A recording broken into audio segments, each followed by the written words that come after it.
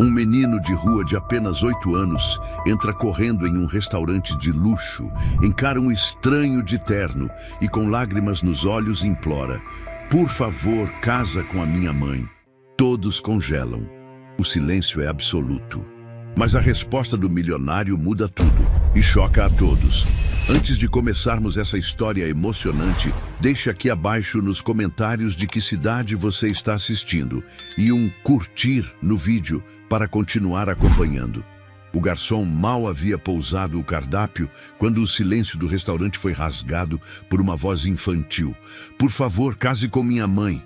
O empresário Renato Duarte congelou. À sua frente, um menino de cerca de 8 anos, descalço, coberto de poeira e com um corte na sobrancelha, estava ajoelhado em pleno salão. Clientes olharam horrorizados. Os celulares começaram a subir discretamente.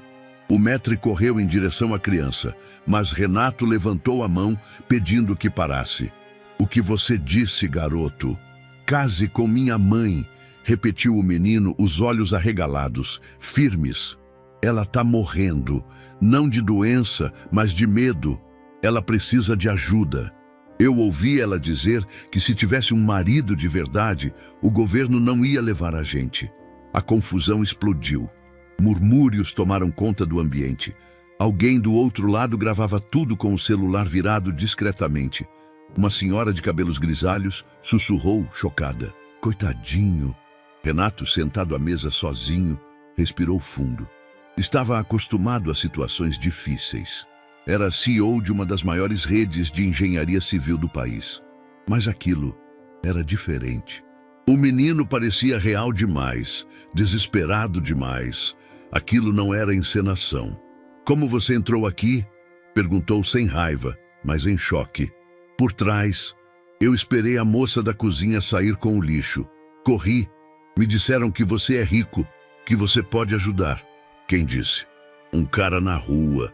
Disse que, se a gente tivesse sorte, podia encontrar alguém que não fingisse que não viu." As palavras atingiram Renato como pedras. Ele olhou em volta.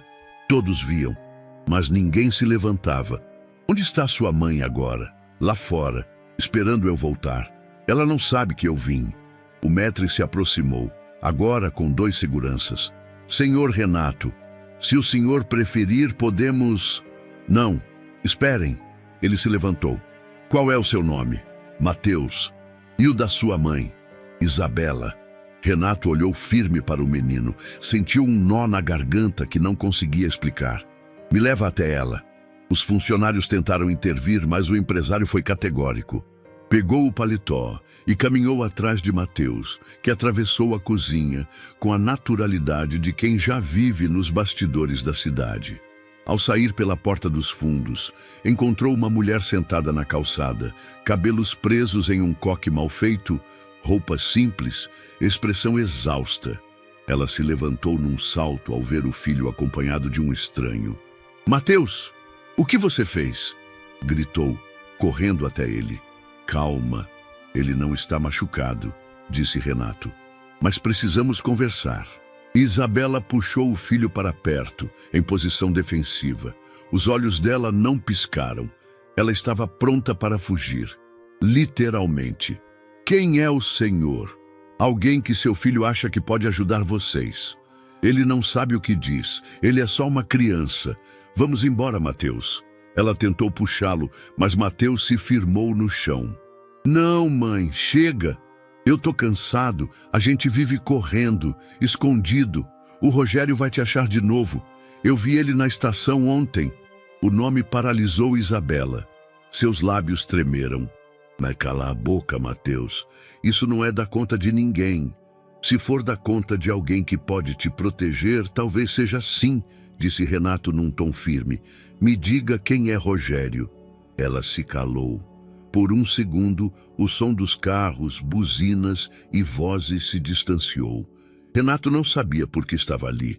Ele não conhecia aquela mulher, mas algo em seus olhos e na coragem absurda de uma criança ajoelhando em um restaurante de luxo fez algo dentro dele se mexer. "A gente não quer caridade", ela disse com os olhos baixos. "Só quer paz, e Isso ele não devia ter feito. Desculpa. Ela pegou o filho no colo. Ele já era grande demais para isso e começou a se afastar. Renato hesitou e então ele disse: "Você está ilegal no país, não está?" Ela parou. "E o pai do menino? É o tal do Rogério?" "Não, é pior. Me diga por que um menino de 8 anos acredita que um casamento pode salvar vocês. Quem ensinou isso a ele?" Ela olhou para o chão. "Ele ouviu eu conversando com uma moça da feira. Ela disse que, se eu tivesse um marido com documentos, talvez conseguisse parar o processo de deportação. E aí, ele sonhou com isso. Criança inventa." Renato se aproximou lentamente. "E se não fosse invenção?" Ela riu, um riso seco, sem alegria. "O senhor acha mesmo que eu vou aceitar me casar com um estranho para ganhar um pedaço de papel? Eu sou um estranho, mas posso não ser um inimigo." Ela engoliu em seco. "E por que o senhor faria isso?" "Ainda não sei." Mateus olhou para ele, pela primeira vez, com esperança nos olhos. "Porque o senhor tem cara de gente que já perdeu alguém e não quer ver outra pessoa se perder." Renato não respondeu, apenas estendeu um cartão. "Amanhã, às 10 horas, no endereço que está aí. Venham. Se não aparecerem, não vou procurá-los." Isabela hesitou. Então pegou o cartão. Não disse nada. Renato voltou para o restaurante com passos duros, o coração em guerra. Aquela noite a comida esfriou a mesa e o vídeo do menino ajoelhado circulava em grupos, manchetes e trending topics com uma pergunta que agora o mundo inteiro se fazia: quem é o homem que o menino implorou para casar com a mãe? Renato tentou trabalhar. Tentou mesmo. Reuniões, contratos, chamadas de vídeo com investidores. Tudo caminhava como devia, ou ao menos parecia caminhar. Mas por trás das planilhas e apresentações de alto nível, a imagem voltava. O menino ajoelhado no restaurante, o olhar desesperado, a frase que explodiu na internet e ecoava no fundo de sua mente como uma sirene sem fim. "Por favor, case com minha mãe." A mídia, sedenta por viralização, cavou o assunto por 2 dias inteiros. Colunistas discutiam o desespero infantil em tempos de desamparo social.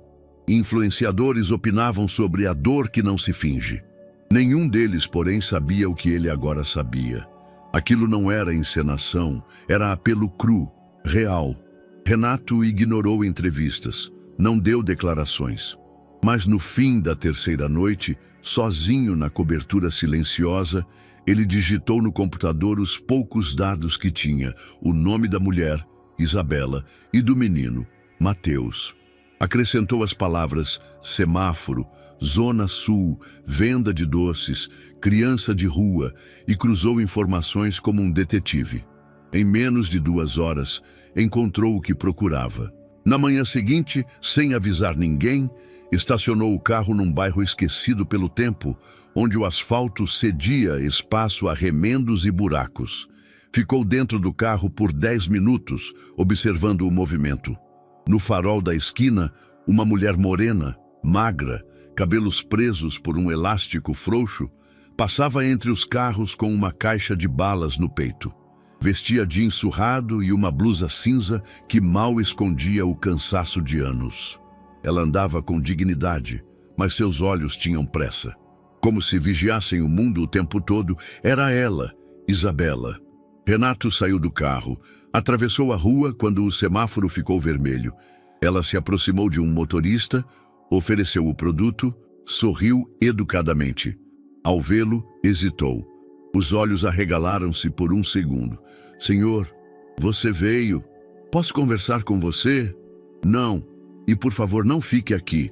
As pessoas se assustam, acham que é blitz da prefeitura. Só quero conversar. Já teve sua resposta ontem. Obrigada pelo cartão.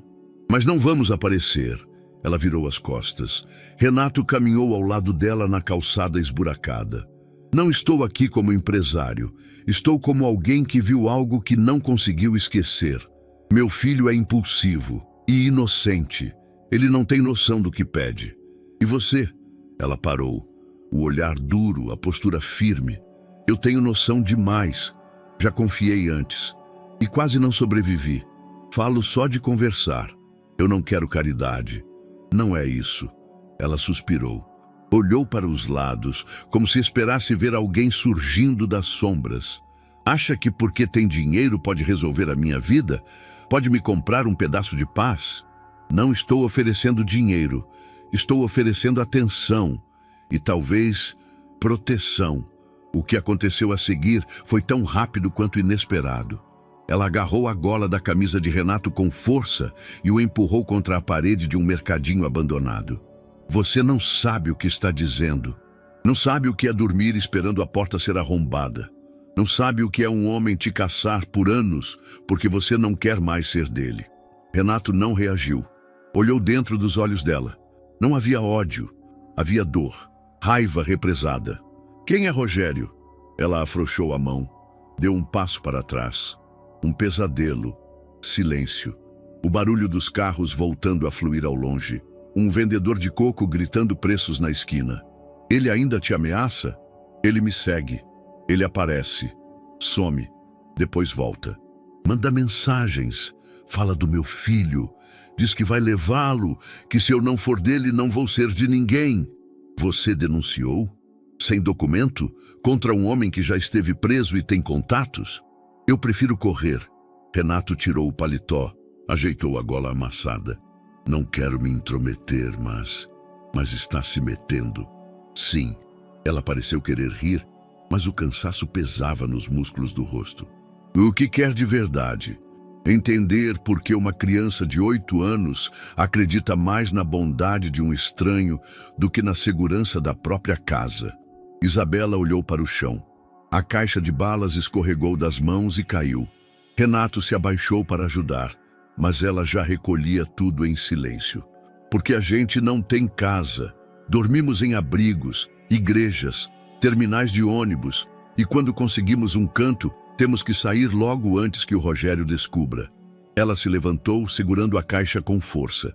E mesmo assim, eu ainda prefiro isso do que voltar a ser invisível com ele. Renato assentiu. Entendia mais do que gostaria de admitir. Sabia o que era viver uma dor calada. A diferença era que ele tinha o luxo de trancá-la num cofre mental. Isabela vivia com a dor no corpo, nos olhos do filho, nas ruas. Vou te dar meu telefone. Se mudar de ideia, se quiser conversar, eu não vou mudar de ideia. Tudo bem, mas se mudar... Ele estendeu o número escrito num papel. Ela não pegou. Por que você não nos esquece? Porque o Mateus não vai me deixar esquecer. 2 horas depois, já de volta ao escritório, Renato abriu o notebook, mas não clicou em nada. As janelas estavam abertas, os arquivos em ordem, mas sua cabeça estava em outro lugar. Ele se encostou na cadeira e fechou os olhos. Havia algo em Isabela que ele não conseguia ignorar. Não era pena, era outra coisa. Um respeito involuntário por alguém que, mesmo afundada, insistia em se manter em pé. Não era sobre salvá-la, era sobre impedir que ela fosse apagada e talvez salvar a si mesmo também. Renato não era do tipo que insistia. Acostumado a resultados rápidos, sabia identificar limites. Mas naquela sexta-feira, ao olhar a tela do celular sem nenhuma notificação dela, percebeu que estava, de algum modo, esperando. E isso o incomodava mais do que admitia. Na segunda-feira, agiu. Usando contatos discretos, entrou em contato com uma assistente social de confiança, doutora Miriam Godoy, conhecida por seu trabalho com populações vulneráveis. Marcaram um café. Dessa vez, num lugar discreto, no centro velho da cidade. Ao chegar, ele foi direto. Preciso de informações sobre uma mulher e uma criança. O nome dela é Isabela. Ele, Mateus. Vendem balas em cruzamentos, vivem em abrigos. Quero saber se estão cadastrados, se estão sendo acompanhados. Qualquer coisa. Miriam o observou com desconfiança. Por quê? Não sou parente, nem amigo, mas... Ela cruzou meu caminho e eu não consigo virar as costas. Ela suspirou. Isso não é incomum. Muita gente se comove. Mas você parece mais envolvido. O filho dela pediu que eu me casasse com a mãe dele, ajoelhado, no meio de um restaurante lotado. Miriam franziu a testa. É ele, então, o menino do vídeo. Renato assentiu. Isso viralizou entre nós, nos grupos de profissionais da rede.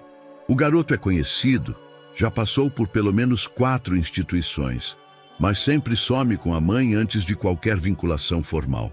Por quê? Ela não confia. Tem histórico de violência doméstica. O nome do agressor é... Rogério. Isso. Você sabe? Estou começando a saber. Preciso que me diga mais. O Matheus estuda? Não. Ela evita qualquer registro. Tem medo de ser localizada. Renato respirou fundo. Ela é imigrante? Miriam hesitou, depois assentiu. Sim, boliviana. Está sem documentos desde que fugiu do companheiro. Nunca conseguiu regularizar a situação. Vive num limbo. E o pior, por mais que a gente queira ajudar, sem CPF, sem comprovante, sem histórico, ela fica à margem até da ajuda. E o processo de deportação está em andamento. Alguém denunciou. E adivinhe quem é o denunciante. Renato apertou os punhos sob a mesa. Rogério. Exatamente. No dia seguinte, ele o encontrou.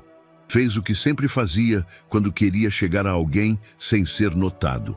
Mandou levantar informações discretas, endereços prováveis, padrões de movimentação. Em menos de 24 horas, tinha um local, um boteco nos arredores da Mooca, onde Rogério costumava passar as noites. Não levou segurança. Foi sozinho. Queria ver por si. Entrou no lugar às 8 da noite. A TV passava futebol sem som. Homens gritavam jogando sinuca. E num canto mais escuro, com garrafa de cerveja na mão e cigarro nos dedos, lá estava ele. Rogério Silva, cerca de 40 anos, corpo pesado, olhos miúdos e inquietos. Renato pediu uma água. Ficou observando de longe, em silêncio. 15 minutos depois, uma moça entrou. Morena, jovem, talvez 20 e poucos anos. Parecia apreensiva. Rogério a viu, sorriu com os dentes manchados e bateu no banco ao lado. Ela sentou-se. Ele passou o braço por cima sem cerimônia, puxou-a pelo queixo, começou a falar. Renato não ouvia, mas via. Viu o gesto firme com que ele pegou o celular da bolsa dela. Viu a forma como sussurrava no ouvido com raiva contida. Como batia com força na mesa para intimidar. Como apontava o dedo no rosto da jovem e ela encolhia os ombros. Era um padrão. Renato não sabia se aquela era apenas mais uma vítima ou se Rogério agia assim com todas. Mas ali estava a prova. Um homem que respirava a ameaça, que se alimentava da submissão alheia e que fazia isso com naturalidade. Ficou ali por quase 1 hora. Depois saiu sem ser notado. Mas antes de virar a esquina, parou. Pegou o celular e gravou um áudio. Enviou para si mesmo. A voz ainda firme, mas com um traço de fúria contida. Esse homem vai machucar alguém de novo e ninguém vai impedir, a não ser que alguém como eu se envolva. 2 dias depois, estacionou o carro próximo ao farol, onde vira Isabela pela primeira vez. Ela estava lá, só que algo estava diferente. Caminhava mais rápido entre os carros. Olhava para trás com frequência. E em certo momento, atravessou correndo a rua sem esperar o sinal fechar, arrastando Matheus pelo braço. Renato acelerou o passo. Encontrou-os na calçada, atrás de um muro de azulejos rachados. Ela tremia. Ele apareceu, disse. Hoje cedo, na feira. Ele falou com o Matheus. Disse que ia levar ele embora. Matheus chorava em silêncio. Renato sentiu a raiva crescer no estômago. Você precisa sair daqui. Eu não tenho para onde ir. Vai ter. Ela o olhou, cética. Você não entende. Não é só fugir. Ele tem gente. Sabe onde encontrar. Ele vai me achar de novo. Não se você desaparecer direito. Ela riu.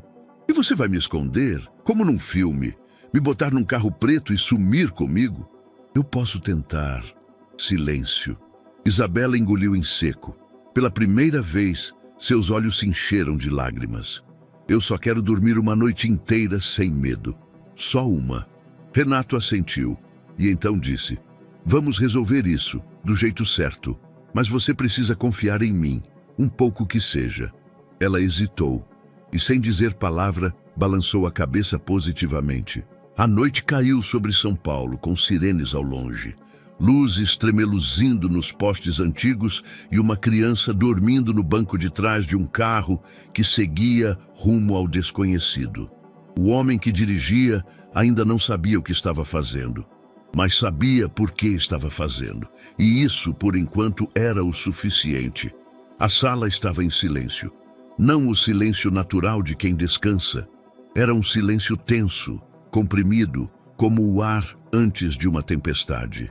Isabela sentava-se à beira do sofá, as mãos entrelaçadas, os ombros curvados. Mateus, ao lado, fazia desenhos numa folha de papel que Renato deixara junto com lápis de cor e suco de caixinha. O menino parecia alheio à atenção, mas seus olhos seguiam os dois adultos como um radar. Renato sentou-se em frente, devagar, como quem tenta não assustar um animal ferido. Eu pensei em várias formas de ajudar vocês. Começou. Dinheiro, advogado, segurança particular. Isabela permaneceu muda. Não o olhava nos olhos. Mas nada disso resolve o problema de fundo. Ela levantou os olhos fixos, desconfiados. E qual é o problema de fundo, segundo o senhor? O sistema, a lei, a falta de documento e a presença constante de alguém que deveria estar preso. Ela apertou os lábios. Uma lágrima silenciosa escorreu pela lateral do rosto, mas ela a ignorou. E o que o senhor sugere? Que eu vire alguém que não sou? Não. Que você tenha uma chance de se proteger. Legalmente. Silêncio. Ele sentiu o peso do que ia dizer. Não era fácil, nem simples, mas não havia outro caminho. Eu proponho que a gente se case. Isabela piscou lentamente, como se a frase precisasse ser processada em camadas. O quê? Um casamento civil, formal, com documentos, sem relação real, apenas uma aliança legal, para que você tenha direito à permanência, para que o Estado não possa arrancar você daqui, para que o Rogério não possa usar a falta de papéis como ameaça. Ela ficou de pé num salto, como se o sofá queimasse. Você tá maluco? Isabela, eu nem te conheço. Você não me conhece. Isso é doentio. Renato ficou sentado. Não reagiu ao tom. Sabia que ela estava assustada, não irritada. Eu não estou pedindo que você confie em mim completamente. Só o suficiente para saber que não há outra intenção por trás disso. Ela andava de um lado para o outro, os braços cruzados, respirando rápido. Casar? Como se fosse assim? Um contrato? Exatamente. Um contrato. Sem toque, sem obrigação emocional. Você não me deve nada, nenhum papel além do que for exigido pela justiça. Eu não quero nada em troca. Ninguém faz isso sem querer nada em troca. Eu faço. Por quê? Renato demorou a responder. Porque eu posso.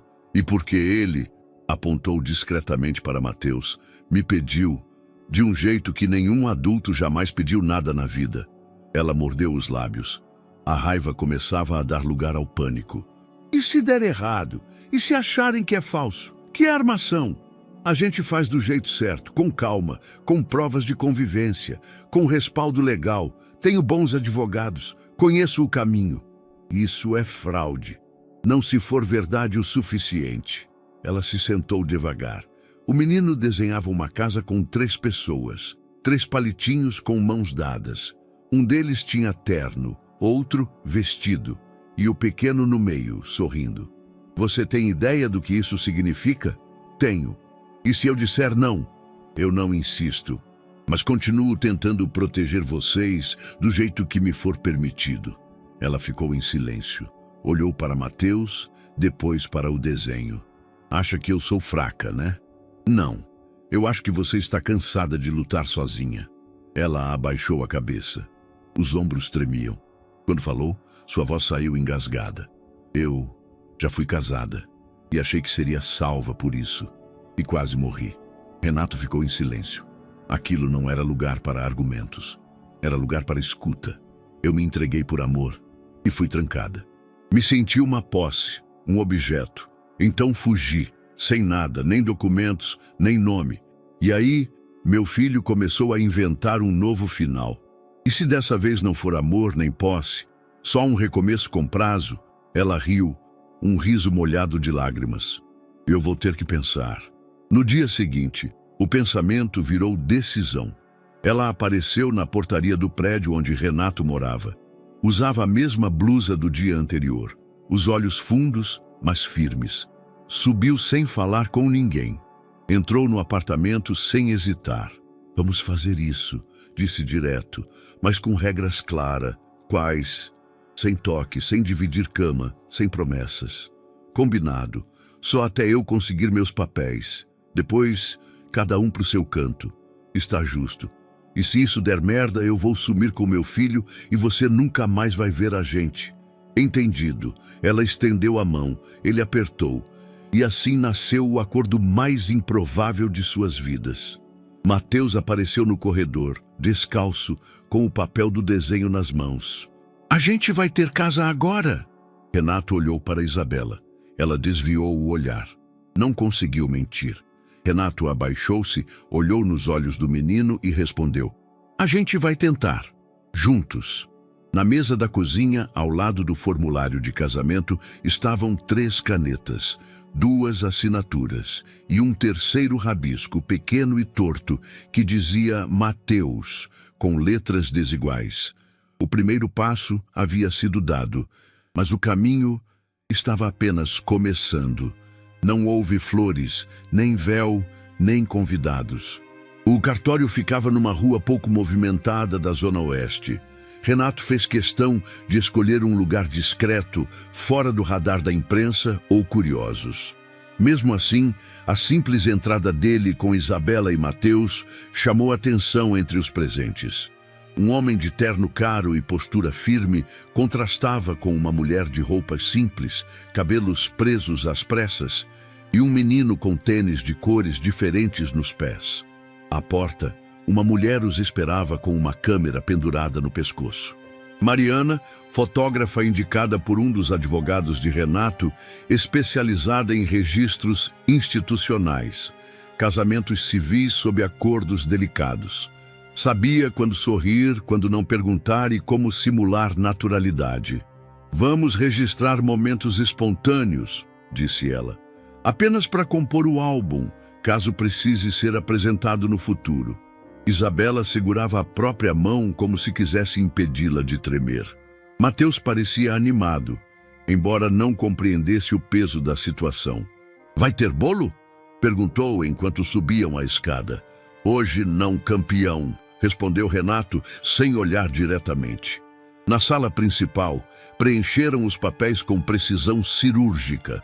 O escrevente, acostumado a cerimônias formais, hesitou diante da frieza entre os noivos, mas não comentou. Mariana se posicionou para fotos, pedindo um olhar cúmplice, um toque leve na mão, um sorriso de canto. Tudo soava falso, mas saía aceitável. No momento da assinatura, Isabela ergueu os olhos para Renato pela primeira vez desde que chegaram. Tem certeza disso? Ele respondeu com um único aceno. Você tem? Ela respirou fundo e assinou. Quando saíram, o sol parecia mais forte. Mariana fez as últimas fotos na calçada. Um aperto de mãos, um Mateus entre os dois, uma imagem de 3 sombras projetadas no chão rachado. Está feito, disse Renato. Isabela apenas balançou a cabeça. Não havia felicidade ali, apenas alívio tenso. No caminho de volta, Mateus cantarolava no banco de trás. Parecia feliz, como se algo invisível tivesse finalmente se quebrado. Agora ninguém pode separar a gente, né? Perguntou. Isabela olhou para Renato. Ele não respondeu. Ainda não era hora de promessas. Horas depois, a realidade bateu à porta com a força de um punho. O primeiro a saber do casamento foi Rogério. Não pelas redes, não por boatos, mas porque ele tinha como saber. Alguém no cartório, alguém comprado. Ele sempre teve olhos em todos os cantos. A ligação chegou tarde da noite, enquanto Isabela lavava um dos poucos pratos na pia do novo apartamento emprestado por Renato. O número era oculto. Ela quase não atendeu, mas atendeu. Casou. Foi? A voz era inconfundível, arrastada, cínica, fria. O que você quer? Engraçado. Você achou mesmo que podia sumir? Casar com um almofadinha desses? Acha que isso vai te proteger? Isabela parou de respirar.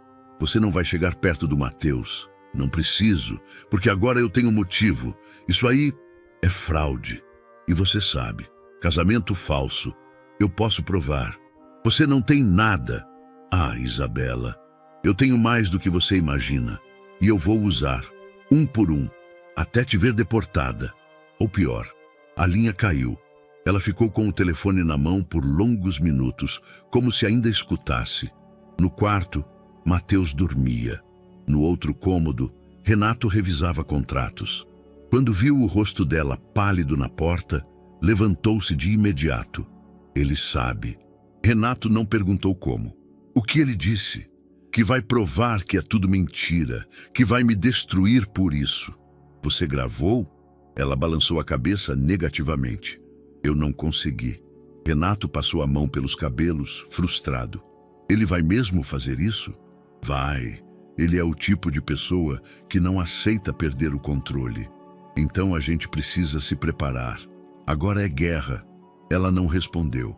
Apenas sentou-se no chão da sala e abraçou os próprios joelhos. Eu achei que ia me sentir segura. Mas agora, parece que só dei mais uma arma para ele. Renato sentou-se ao lado. Não tocou nela. Apenas ficou ali. Você não está sozinha. Ainda não, né? Até quando isso durar? Vai durar o que for preciso. Do quarto, um barulho suave indicava que Matheus tinha mudado de posição. Dormia tranquilo. Lá fora, as luzes da cidade brilhavam como estrelas de mentira. Mas ali dentro, na penumbra silenciosa do apartamento, dois estranhos unidos por medo e sobrevivência sabiam que, a partir daquele instante, suas vidas haviam se entrelaçado de um jeito que nenhum papel era capaz de traduzir. O elevador parou no 8º andar. Renato girou a chave da cobertura e empurrou a porta com cuidado, como se oferecesse algo sagrado. O apartamento era espaçoso, moderno, todo em tons de cinza e madeira clara. Vista ampla, móveis sob medida, silencioso. Isso aqui não é para mim, disse Isabela, parada na entrada com os braços cruzados e a expressão desconfiada. Não é para ser seu, é para ser seguro, respondeu Renato, deixando a chave sobre o balcão de mármore. Matheus correu direto para a janela de vidro que ia do chão ao teto. Caraca, dá para ver a cidade inteira. A sacada está trancada, avisou Renato. Só se abre com minha digital. Segurança. Isabela não disse nada. Olhava em volta como se esperasse ver armadilhas. Tem câmeras? Dentro não, só no corredor e no elevador. Ela largou a mochila no chão. Estava suada, cansada. 2 dias antes, tinham dormido num abrigo improvisado atrás de uma igreja. Agora estavam ali, onde cada objeto parecia valer mais do que ela ganhava em um mês. A gente só precisa de um canto, cama, banheiro e tranca na porta. E é exatamente isso que estou oferecendo, disse Renato. O restante é detalhe. Detalhe para você. Detalhe para sobrevivência, para proteção. Isabela permaneceu em silêncio. Naquela noite, ela dormiu num dos quartos de hóspedes, o menor por escolha própria. Matheus dormiu ao lado, no colchão que Renato mandou trazer às pressas, com lençóis novos e travesseiro infantil. Renato ficou na suíte principal, embora mal conseguisse pregar os olhos. Na manhã seguinte, quando acordou, havia barulho na cozinha. Matheus estava tentando esquentar leite no micro-ondas. Isabela o observava de longe, com olhos cansados. Bom dia, disse Renato cruzando o corredor. Ela apenas assentiu. Tem café pronto na máquina, se quiser. A gente já se vira. A cozinha é sua também agora. Isabela olhou em volta. Tudo parecia excessivo. O dispenser automático de sabão, a geladeira que falava, o armário com sensores. Ela se aproximou da pia com hesitação. Abriu a torneira com um leve toque, como se estivesse pedindo permissão. Nunca pensei que fosse pisar num lugar desses. E agora é o seu lar, temporariamente. Ela olhou para ele, cética. Lar é outra coisa. Nos dias que se seguiram, a convivência foi feita de silêncio e passagens rápidas no corredor. Renato saía cedo, voltava tarde, evitava invadir o espaço deles, mas deixava pequenos gestos, frutas cortadas na geladeira, brinquedos novos para Mateus, remédios de uso infantil no armário do banheiro. Isabela não tocava em nada disso, sem antes verificar. Lera demais sobre favores com segundas intenções. Na terceira noite, houve o primeiro atrito. Você pode parar de mandar comida pronta para cá? Ela disse, abrindo a porta da geladeira cheia de embalagens. Achei que poderia facilitar, respondeu ele surpreso. Eu sei cozinhar, sei me virar, não preciso que me tratem como uma hóspede. Você não é hóspede, está sob minha proteção. Então me trate como adulta. Renato respirou fundo. Deu um passo atrás. Tudo bem, você decide o que entra aqui. Naquela noite, ela preparou arroz, feijão e carne moída. Nada gourmet, só comida quente. Mateus comeu 3 pratos. Renato, ao chegar, sentiu o cheiro. Sorriu discretamente. Na manhã seguinte, não havia mais delivery. Mateus era o único elo entre os dois. Corria entre os quartos, fazia perguntas demais, queria saber como era ser dono de prédios e se a vista da sacada dava para ver o céu de verdade. Às vezes, levava desenhos para Renato. Outras, ficava quieto perto da mãe, sentindo o clima tenso. Num domingo à tarde, enquanto ela lavava roupas no tanque da área de serviço, mesmo com a máquina moderna ao lado, Renato apareceu. Por que não usa a lavadora? Não confio nessas coisas e não gosto de ver minha vida rodando num tambor automático. Quer que eu traga alguém para ajudar? Você me ouviu falar isso? Ele recuou. Aprendeu a respeitar os limites dela como quem aprende um idioma novo. Renato começou a mudar sem perceber. Passou a chegar mais cedo em casa. Trocou o vinho caro por suco na janta, tirou os sapatos ao entrar. Instalou uma tranca extra no quarto de Mateus, mandou reforçar a porta principal. Certa noite, enquanto assistiam a um jornal local, uma matéria mostrou um caso de violência doméstica. Isabela desligou a TV antes do fim. Ficou em silêncio por alguns minutos, depois se levantou e saiu para a sacada trancada. Olhou para a cidade como se buscasse respostas entre as luzes. Renato apenas observou. Quis dizer algo, mas não disse. Ela precisava de espaço, de tempo, de escolhas. Na semana seguinte, quando ela viu que os quadros com fotos de ex-executivos foram retirados da parede do corredor, percebeu que algo havia mudado também nele. Mateus notou primeiro. Mamãe, ele colocou um desenho meu no lugar. Era verdade.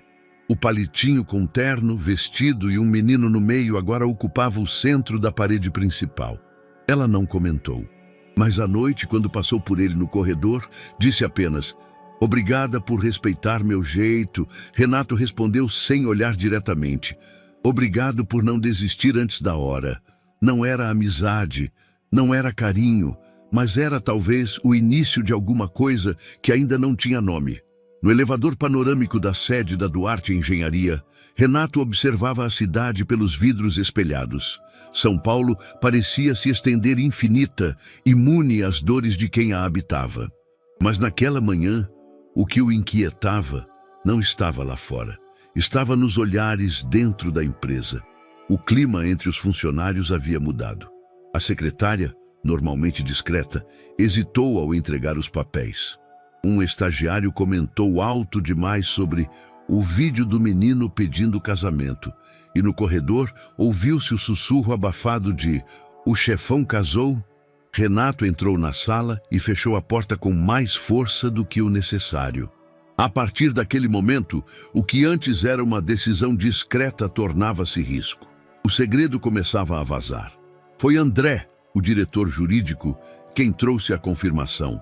Me desculpa te falar assim, mas a imprensa está farejando algo. Recebemos 2 pedidos de entrevista hoje cedo. Um deles queria saber se a empresa tem envolvimento em ações sociais não divulgadas. Estão indo atrás do vídeo, murmurou Renato. E de quem é a mulher e o menino? Renato sentou-se, respirou fundo. Evitar os holofotes havia sido uma prioridade desde o início, mas agora tudo parecia escorregadio. Quero que nossa equipe de comunicação ignore nenhuma declaração, nenhum comentário. E se alguém da imprensa tentar contato direto com algum funcionário, quero saber imediatamente. André assentiu, mas havia algo mais no ar, algo não dito. Pode falar, André. As pessoas aqui estão especulando. Alguns acham bonito, outros falam em golpe, que a mulher pode estar se aproveitando. Renato apertou os olhos irritado. Que tipo de empresa eu construí onde um gesto de proteção é visto como fraqueza? Uma empresa grande, Renato. Gente grande desconfia quando alguém age fora do script. Renato ficou em silêncio. Sentia algo doer no fundo. Não era medo, era exaustão. Do outro lado da cidade, Isabela arrumava a mochila de Mateus com pressa. O boato havia chegado até ela por meio da síndica do prédio, que casualmente comentou na lavanderia. Parece que o dono do apartamento onde vocês estão foi visto no noticiário. Dizem que ele casou com uma mulher misteriosa que ninguém conhece. Isabela travou. Soube naquele instante que estavam expostos. Sentiu o mesmo arrepio que costumava vir antes de fugir. A segurança que começava a esboçar-se virou fumaça. Quando Renato chegou naquela noite, encontrou o apartamento vazio. Portas abertas, roupa de cama fora do lugar, restos de uma refeição apressada sobre a pia. No chão da sala, um dos desenhos de Mateus, uma casa com um coração partido ao meio. Renato saiu imediatamente. Foi ao terminal de ônibus mais próximo. Não os viu. Ligou para os advogados. Nada. Rodou por abrigos pela igreja onde Isabela já havia dormido. Por fim, dirigiu até o ponto onde a encontrara da primeira vez. Ali estavam. Isabela sentada num banco, de mochila nas costas. Mateus deitado com a cabeça em seu colo, dormindo. Renato parou o carro no meio-fio e desceu com passos firmes. O que você está fazendo? Ela levantou-se de um salto, o olhar agressivo, defensivo. O que eu sempre faço quando a ameaça volta? Fujo. Você não precisa mais fugir. Eu sempre vou precisar. Você não entende. Eu entendo que você está jogando tudo fora por causa de medo. Medo? Você acha que isso é só medo? Isso é sobrevivência. Eu sou uma mulher que foi caçada por anos, que ouviu o nome dela ser cuspido como lixo, que foi espancada por dizer não, que viu um homem rir enquanto ameaçava o próprio filho. Renato engoliu em seco, sentiu o peso daquelas palavras. Eu nunca vivi isso, mas isso não me impede de querer proteger vocês. Você está confundindo bondade com salvadorismo. Não, eu estou envolvido, Isabela. Ela parou. A frase caiu como um baque entre eles. Envolvido? Sim. Não é mais só por causa do pedido do Mateus. É por causa de você, da sua força, da forma como você enfrenta tudo. Eu me importo. Ela deu um passo atrás, com os olhos cheios d'água. Você não pode se importar comigo. Isso torna tudo ainda mais perigoso. Por quê? Porque se você começar a me ver como mulher, vai me querer como mulher. E eu ainda estou fugindo de um homem que só me via assim. Renato não respondeu. O silêncio entre eles foi longo, denso, pesado. Ela olhou para Mateus, ainda dormindo. Depois, para Renato. Eu voltei a sentir o gosto do medo. Aquele gosto amargo que cola na garganta. E quando isso acontece, eu corro. Sempre corri. Não posso mais errar por confiar. Então me diga o que precisa para ficar. Ela pensou. Respirou fundo. Depois respondeu. Que ninguém mais fale da gente. Que ninguém saiba onde estamos, que tudo fique invisível de novo, por um tempo. Eu dou um jeito. Ela olhou para ele, com os olhos marejados, mas firmes. Se isso sair do controle, eu fujo de novo, mesmo que seja pela 1000ª vez. Renato assentiu. Na volta para casa, Mateus acordou no carro, olhou em volta e perguntou baixinho: "A gente tá voltando para casa?" Isabela respondeu com um murmúrio: "A gente tá tentando, filho, tá tentando." Renato, ao volante, não disse nada, mas soube com absoluta certeza que a proteção agora precisava ser maior que o papel assinado. Precisava ser presença e coragem. O envelope pardo chegou numa segunda-feira cinzenta. Estava entre correspondências comuns, mas tinha um selo vermelho e o brasão da Justiça Federal. Renato o pegou antes que Isabela visse, abriu com cuidado e leu o conteúdo em silêncio. Intimação oficial. Notificação de comparecimento em audiência administrativa, referente à verificação de autenticidade de casamento civil. Ele não precisou ler 2 vezes. Sabia exatamente o que aquilo significava. Rogério havia se movido. Quando Isabela entrou na sala, carregando a mochila de Mateus, viu o papel em cima da mesa e parou imediatamente. "É o que eu tô pensando." Renato assentiu devagar. "Denúncia por suspeita de fraude." "Quanto tempo?" "A audiência é em 15 dias." Ela largou a mochila no chão. "Ele fez isso, eu sabia." "Sim, mas agora temos que reagir, não correr." Isabela sentou-se quase desabando. "Eles vão arrancar o Mateus de mim. Vão dizer que sou ilegal. Vão achar que usei você. Vão querer me levar de volta." "Não vão. Você não sabe como essas audiências funcionam. Eu sou o perfil que eles querem deportar. Mulher, pobre, sem papel, mãe solo. Eles não querem escutar histórias. Eles querem estatística." Renato sentou-se à frente dela.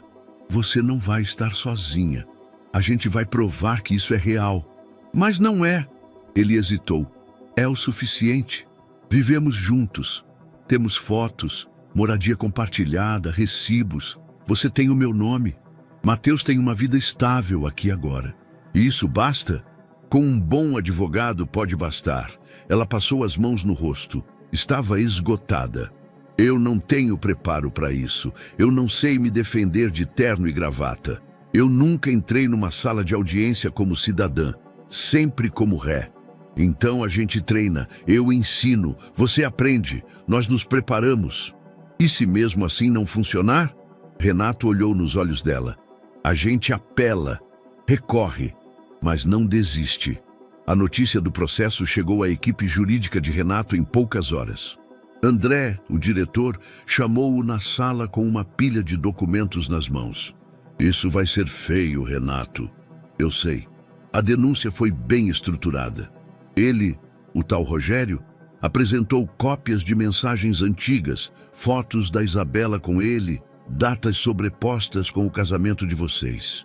Isso é jogo sujo. É estratégia e funciona.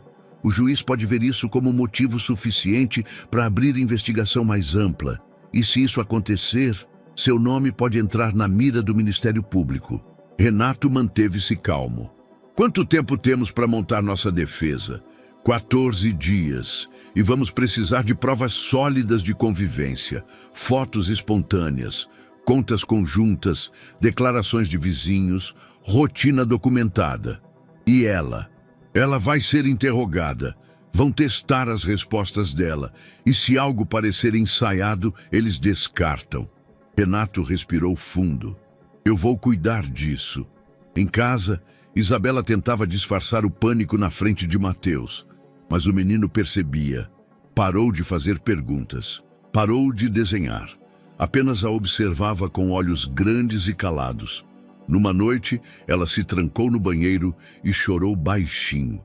Mateus se deitou na porta e ficou ali por quase 1 hora, até que ela abrisse. "Mãe, se a gente tiver que ir embora, eu vou contigo, tá?" Ela o abraçou tão forte que ele reclamou de dor. Renato começou a montar o dossiê de convivência. Chamou a fotógrafa Mariana de volta. Tiraram fotos na cozinha, no elevador, no sofá, assistindo TV. Isabela estava tensa, engessada. Isso é mentira, ela disse, depois que Mariana foi embora. Isso é performance. É o que é necessário para nos proteger. E até onde vai isso? Até onde for preciso. Ela se afastou. Eu me sinto de novo no controle de alguém que dita o que eu devo ser. Renato a olhou com cuidado. Eu não estou dizendo o que você deve ser.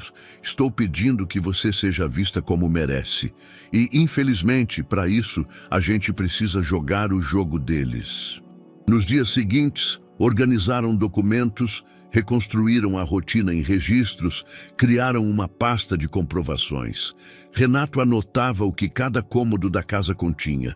Descrevia hábitos, datas, horários. Isabela treinava perguntas básicas, mas travava nas mais simples. Qual é a sobremesa favorita dele? Eu não sei. Qual é o nome do meio dele? Eu não sabia que ele tinha um. Como ele toma café? Eu nunca reparei. Ela largou o caderno e começou a chorar. Isso não vai dar certo. Eu não sei viver de mentira. Eu só sei fugir ou enfrentar, mas fingir, eu não sei. Renato segurou suas mãos com firmeza. Então a gente transforma isso em verdade. Ela o olhou sem entender. Como? Convivendo, mesmo que por dias, sem ensaio, só vivendo. Você precisa me conhecer e eu preciso conhecer você. Em 2 semanas? Já é mais do que a vida nos deu até aqui. Ela respirou fundo. Pela primeira vez, abaixou a cabeça em sinal de aceitação. Então vamos tentar. Porque eu não aguento perder meu filho. Renato não respondeu com palavras, mas naquela noite, pela primeira vez, jantaram juntos sem fotografia. E ficaram em silêncio. Um silêncio menos pesado. Um silêncio que, aos poucos, começava a se parecer com entendimento. Na mesa da sala, espalharam dezenas de folhas, uma planilha com perguntas simuladas, um álbum recém-impresso com fotos espontâneas e outras cuidadosamente encenadas. Vídeos curtos no celular com Mateus correndo pelo corredor. Cartões de supermercado, notas fiscais conjuntas, tudo organizadamente amontoado. O advogado bateu com a caneta na mesa. Isso é um teatro, um teste de percepção. O fiscal de imigração vai entrar com uma missão: encontrar falhas. Não é pessoal, é processo. E vocês precisam parecer um casal real. Isabela olhava os papéis com expressão de repulsa. Renato, ao lado, mantinha a postura centrada. O que significa parecer real? Ela perguntou. Que vocês precisam se comportar como 2 pessoas que dividem o dia, o espaço, a cama, que sabem os hábitos um do outro, que brigam, mas se apoiam, que se tocam sem parecer ensaiado. Isso é ridículo, disse Isabela.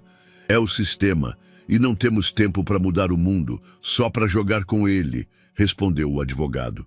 A primeira tarefa era simples: decorar datas importantes. Renato nasceu em julho, Isabela em outubro.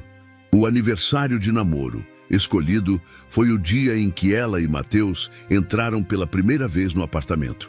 O casamento no civil foi uma semana depois. Qual foi o primeiro jantar que fizeram juntos? Perguntou o advogado. Renato hesitou. Lasanha congelada, disse Isabela. Sério? Foi o que ele deixou no micro-ondas naquela noite. Eu comi com raiva, mas comi. Maravilhoso. Isso é autêntico, disse o advogado. Depois vieram perguntas íntimas. Onde vocês dormem? Quartos separados, disse Isabela. Renato olhou para o advogado. Isso pode complicar, se for exposto, sim. Mas não estamos em julgamento moral. Estamos discutindo coabitação, afeto, consistência. Passaram a caminhar juntos no condomínio, como se fosse rotina. Mateus ria, corria entre os 2. Eles andavam devagar, como quem ensaia, sem parecer que está ensaiando. Às vezes ela esbarrava no braço dele. Outras, ele estendia o casaco quando ventava. Gestos pequenos, que antes pareciam forçados, agora começavam a surgir naturalmente. Certa noite, Renato trouxe um álbum com fotos antigas. Minha esposa, Carolina. Isabela pegou o álbum com cuidado. A mulher era bonita, rosto doce, sorriso calmo. O que aconteceu? Câncer. Foi rápido e devastador. Ela fechou o álbum com delicadeza. Você ainda ama ela? Renato demorou a responder. De um jeito diferente. Acho que sempre vou amar. Mas o luto virou memória. Isabela ficou em silêncio por um momento. Eu nunca tive esse tipo de amor. Teve Mateus. Ela sorriu pela primeira vez em dias. Sim, ele foi a única coisa boa que sobrou do pior. No final da semana, o advogado sugeriu uma última etapa do treinamento. Demonstração de intimidade. Um jantar juntos em casa, com câmera gravando discretamente. Isabela relutou. Não quero me sentir vigiada, é só por precaução, disse Renato. Ninguém vai assistir, a não ser se for necessário. Ela assentiu. Naquela noite, ela preparou um macarrão simples. Renato pôs à mesa. Mateus inventou um brinde com copo de leite. Ao casamento da mamãe com o cara mais sério do mundo, disse o menino gargalhando. Isabela corou. Renato riu pela primeira vez. Depois que Mateus foi dormir, ficaram sozinhos na cozinha. A garrafa de vinho aberta, as cadeiras mais próximas do que de costume. Você quer mesmo fazer isso dar certo? Perguntou Isabela. Sim, não só pelo processo. Por que então? Renato olhou nos olhos dela.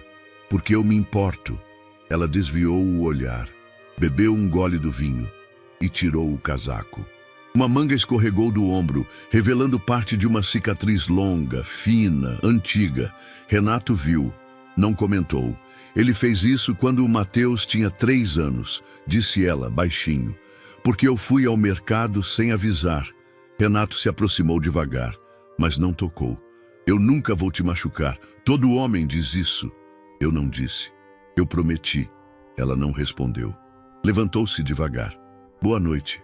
Renato ficou ali, sentado, olhando o copo ainda cheio. Naquela noite, dormiu pouco. Mas quando acordou, encontrou na geladeira um bilhete escrito com a caligrafia dela. Acho que já sabemos mais um sobre o outro do que muitos casais de verdade. Assinado, Isabela. O treinamento continuava, mas algo fora dos manuais começava a crescer. Algo que nenhuma audiência podia prever e nenhuma lei podia controlar. Era para ser apenas mais uma noite de preparação. Renato havia combinado com o advogado uma simulação final. Um jantar descontraído com um conhecido do foro que se passaria por fiscal apenas para testar a reação de Isabela diante de perguntas inesperadas. Isabela, embora desconfortável, concordou. Já estava exausta de planilhas, ensaios e estratégias, mas entendeu a importância. Ela preparou a mesa com esmero contido. Guardanapos simples, talheres alinhados, copos de vidro limpos à mão, macarrão novamente. Ela dizia que quando estava nervosa, só conseguia cozinhar o que conhecia de olhos fechados. Pouco antes das 7, Renato recebeu uma ligação do advogado. Ele atendeu de imediato, esperando algo técnico, mas a voz do outro lado veio hesitante.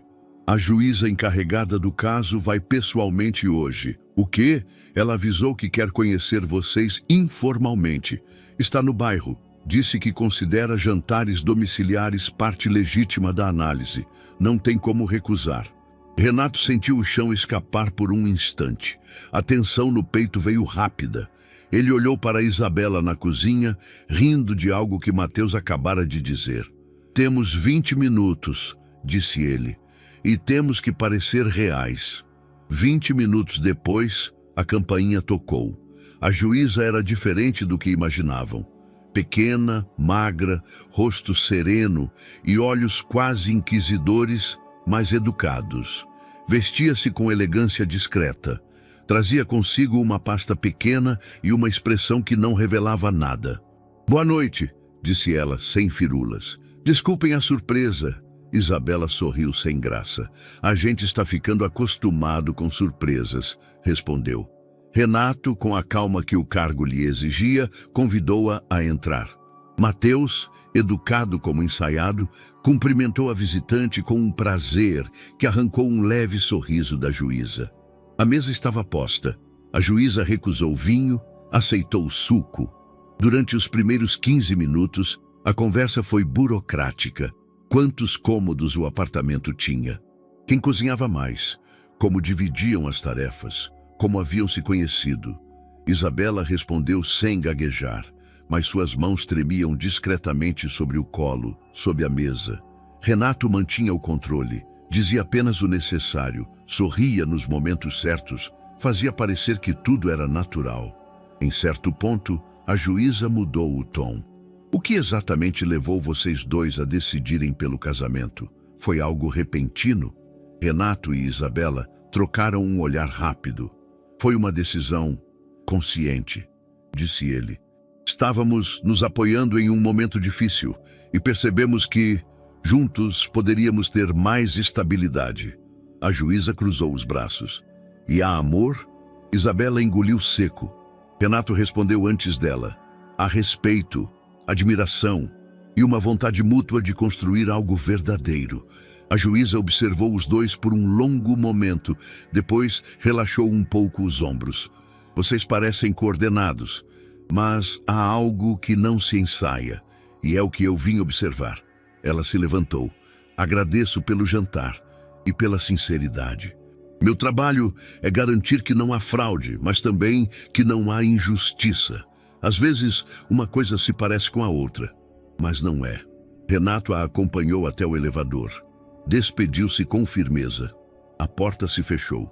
No apartamento, Isabela entrou no banheiro. Não disse uma palavra. Trancou a porta, sentou-se no chão frio e chorou. Não de medo, mas de vergonha.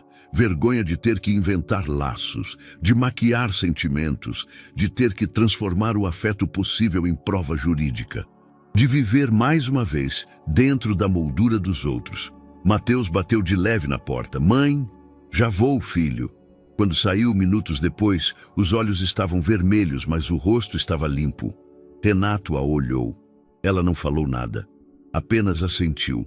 Como quem diz, estamos dentro do jogo, mas por dentro ela sabia. Não era mais só um jogo, era sobrevivência com sentimentos misturados. E aquilo, ela temia, era ainda mais perigoso. O domingo amanheceu mais leve. O céu, ainda que levemente nublado, deixava passar uma claridade calma, quase reconfortante. Era raro ver São Paulo tão serena. Menos buzinas, menos passos apressados, menos urgência. E talvez por isso mesmo, quando Mateus acordou saltando da cama e pedindo para ir ver o mundo, Isabela hesitou menos do que o normal. Ela observava o filho calçar os tênis com pressa infantil. Os cadarços saíam desajeitados, mas ele não se importava. Parque, mãe, só por uma hora, por favor. O Papai Novo pode ir comigo. Isabela olhou para Renato, que já terminava o café, discreto, mas atento. Desde o jantar com a juíza, o clima entre os três havia mudado. Estava menos ensaiado, mais respirável. Ainda carregado de cuidado, mas menos defensivo. Ela respirou fundo. Tudo bem, disse, mas me manda mensagem a cada 30 minutos. E se ele suar, tira a blusa de baixo. E nada de refrigerante, entendeu? Mateus fez sinal de positivo com tanta empolgação que tropeçou na porta. No caminho até o carro, Isabela observou da sacada. Viu quando Renato segurou a mão do menino para atravessar a rua. Viu quando ele limpou o rosto do filho com um lenço de papel. Aquilo deveria tranquilizá-la, mas só a deixou mais inquieta. Depois de alguns minutos, ela não resistiu. Pegou um casaco, colocou um boné e desceu pelas escadas para não ser notada. Tomou um ônibus, desceu 2 paradas depois e seguiu a pé, discretamente, até o parque. Lá, encontrou um banco escondido atrás de uma cerca viva. Era quase uma emboscada emocional, ela mesma se vigiando. Mas precisava ver. Do seu ponto de vista, acompanhou cada gesto. Renato comprou pipoca para Mateus e sentou-se na grama sem pressa.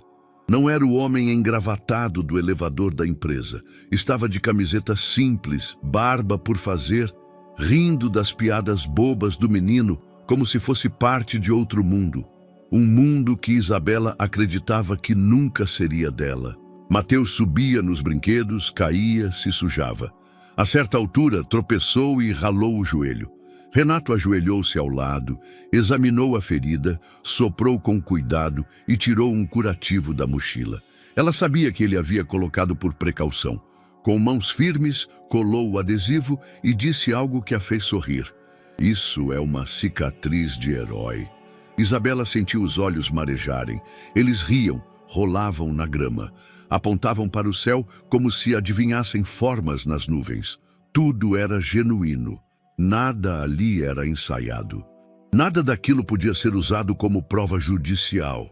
E ainda assim, era mais verdadeiro do que qualquer documento. Ela ficou ali por mais de 1 hora. Só se levantou quando o sol começou a descer. Pegou o caminho de volta sozinha, sem ser vista, carregando algo novo no peito. Gratidão.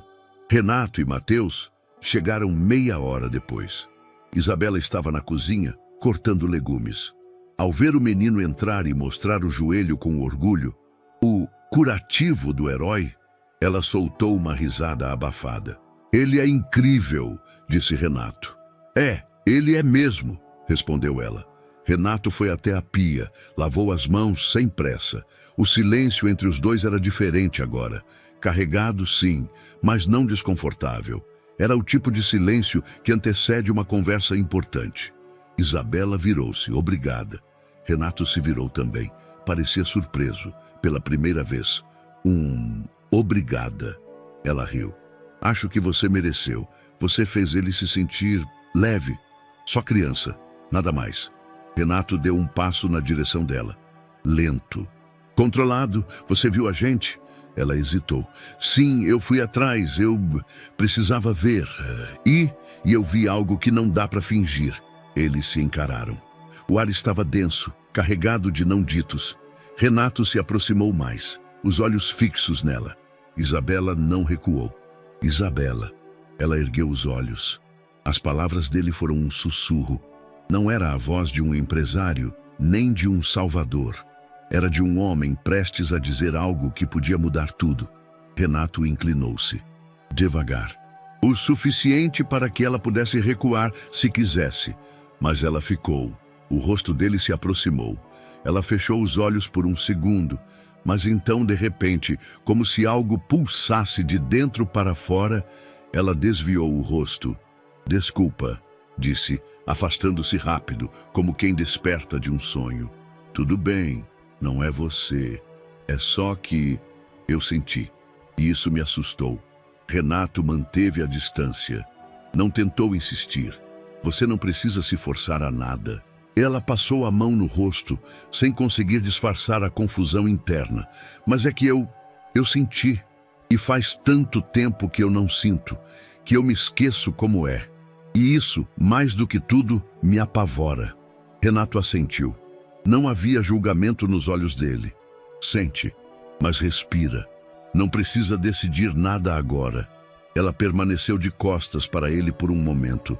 Depois, com a voz mais baixa, vou tomar um banho.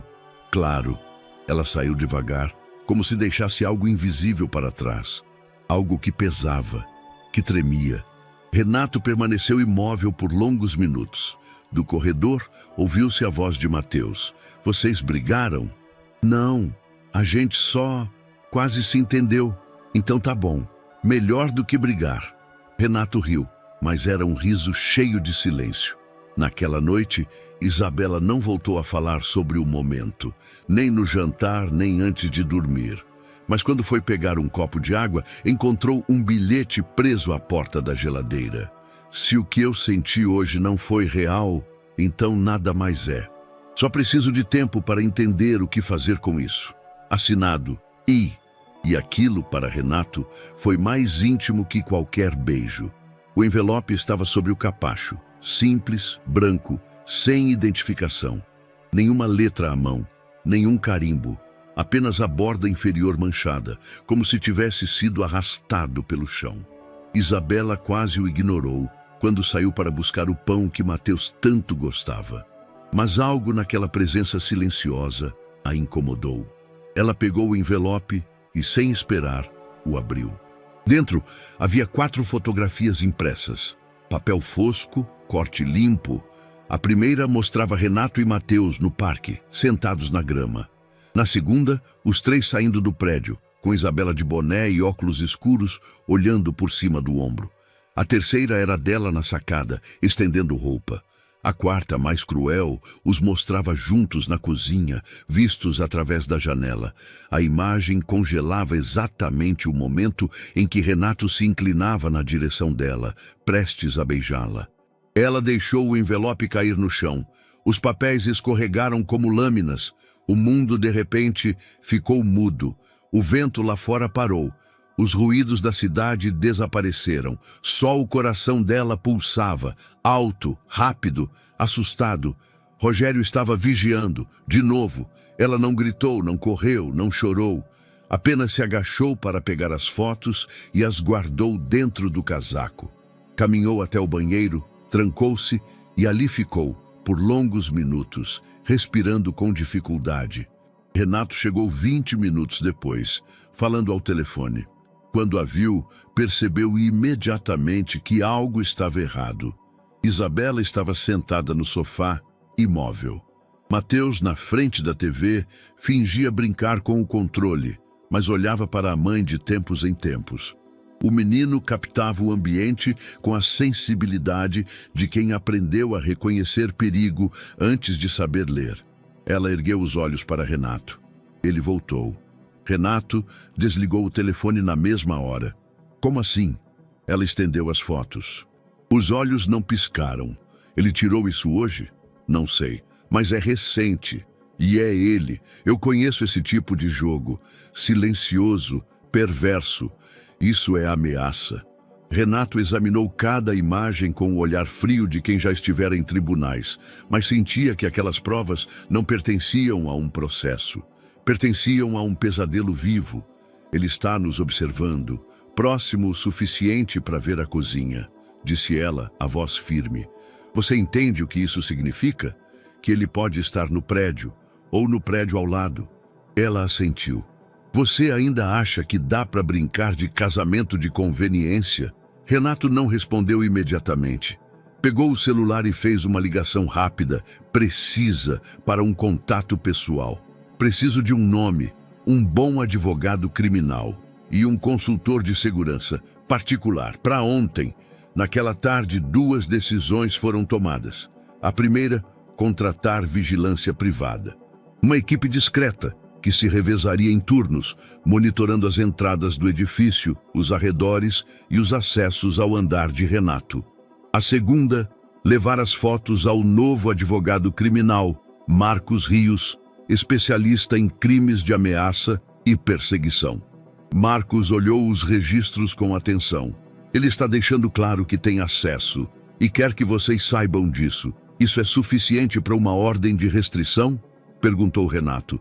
Não por enquanto. Mas se adicionarmos isso ao histórico anterior, conseguimos abrir um pedido emergencial. Vou precisar do boletim de ocorrência original da Isabela. E qualquer troca de mensagem com ele. Qualquer. Ela assentiu, já com os olhos duros. Vou buscar tudo. Tem pastas, provas. Eu guardei porque sabia que um dia voltaria a precisar. À noite, o clima no apartamento era tenso. A TV estava ligada, mas sem volume. Mateus desenhava num canto, em silêncio. Isabela estava na cozinha, cortando legumes como se cortasse o medo em pedaços pequenos e fáceis de engolir. Renato se aproximou com cuidado. Ele está tentando te desmontar. Ele não precisa tentar. Já fez isso antes, mas não vai fazer de novo. Ela parou, facas nas mãos, e olhou para ele. Você promete coisas com muita facilidade. Renato ficou em silêncio. Eu sei, respondeu. Mas agora não é só uma promessa. É estratégia. E é pessoal. Ela largou a faca. Encostou-se à pia. Eu tenho medo por mim. Mas o que me destrói é o medo por Mateus. Ele sabe que é ele o alvo indireto. É ele que o Rogério quer machucar. Não com as mãos, com a perda. Quer que ele veja a mãe dele desmoronar. Renato se aproximou. Ele não vai ver isso acontecer. Eu juro. Nos dias seguintes, a rotina mudou.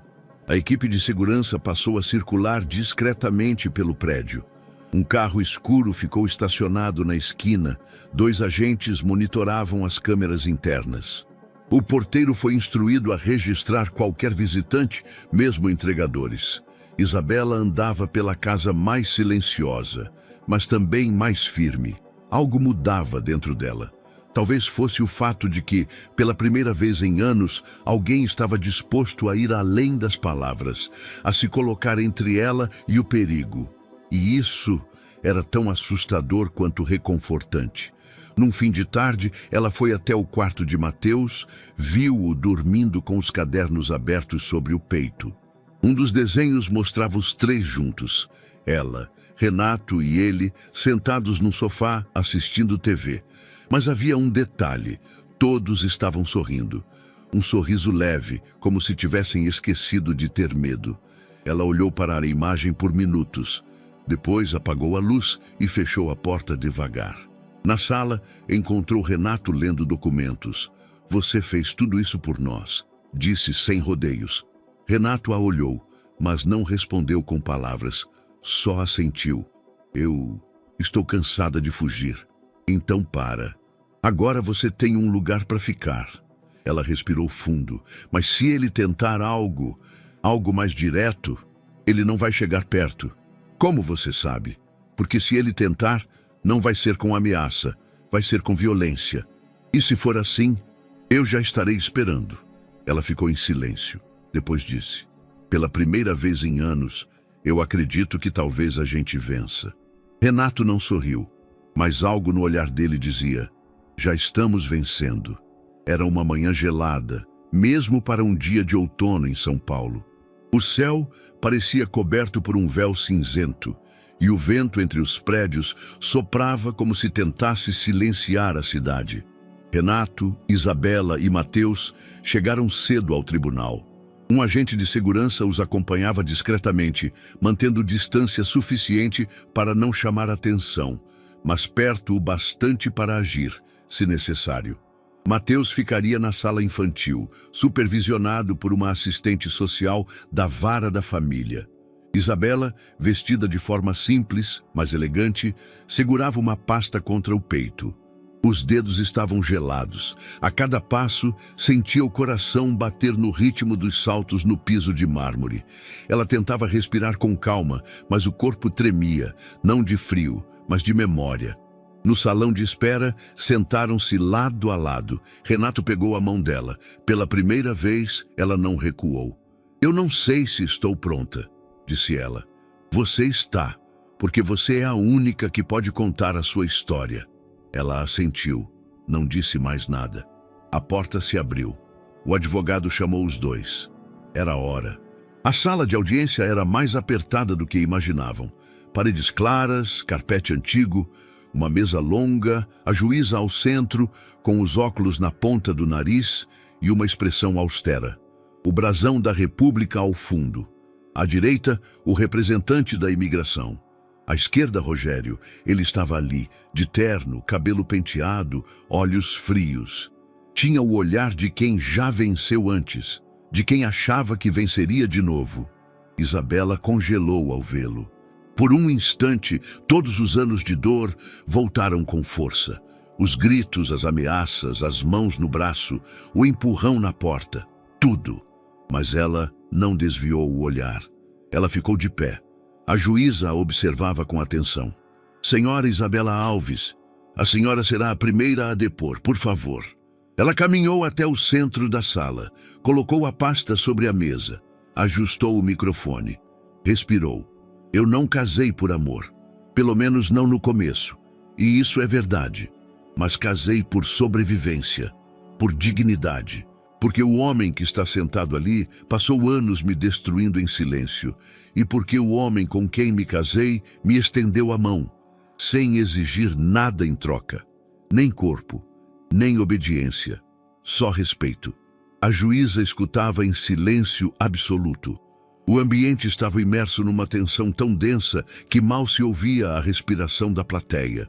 Quando me pediram provas de que esse casamento é real, eu pensei nas contas conjuntas, nas fotos, nos jantares, mas isso não é a verdadeira prova.